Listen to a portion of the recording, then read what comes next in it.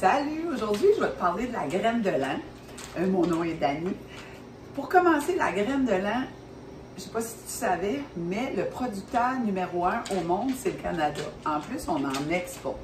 Ce que je vais te raconter sur la graine de lin, je l'ai pris dans ce livre-là.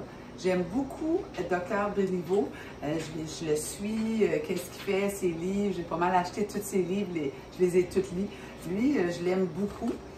Ce qu'il dit, pour commencer, sur la graine de lin, c'est qu'il y a une grande teneur en oméga 3, de fibres, puis de phytoestrogène, qui est pour la femme au niveau qui diminuerait les symptômes de ménopause, chaleur, ainsi de suite, là, tu sais.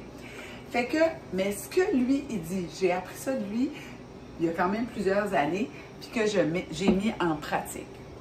C'est que la graine de lin, c'est une petite graine, là, c'est ce qu'ils connaissaient peut-être pas ça, c'est tout petit, mais il y a une coquille là-dessus.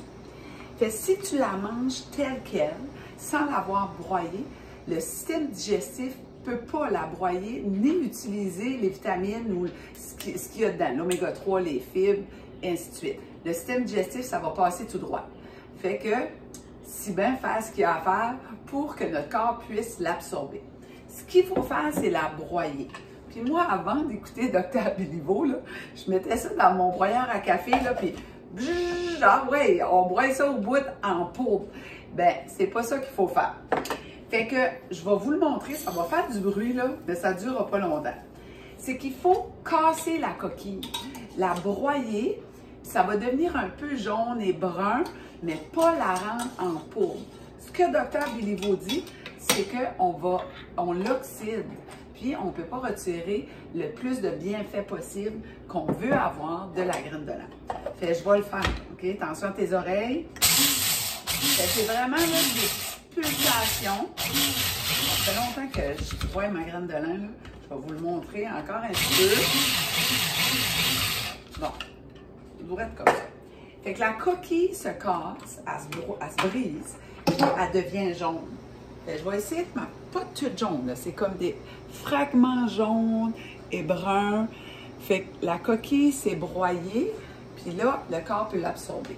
Ensuite de ça, je la transpose dans un petit pot, un petit bocal de vitre. Là, moi, j'ai un pot maçon ici. Puis là, je vais remplir mon pot maçon. Je ne vous le ferai pas, là. Puis ensuite, tu la mets au congélateur. Une autre chose que Dr Béliveau dit, qu'on devrait la garder au noir.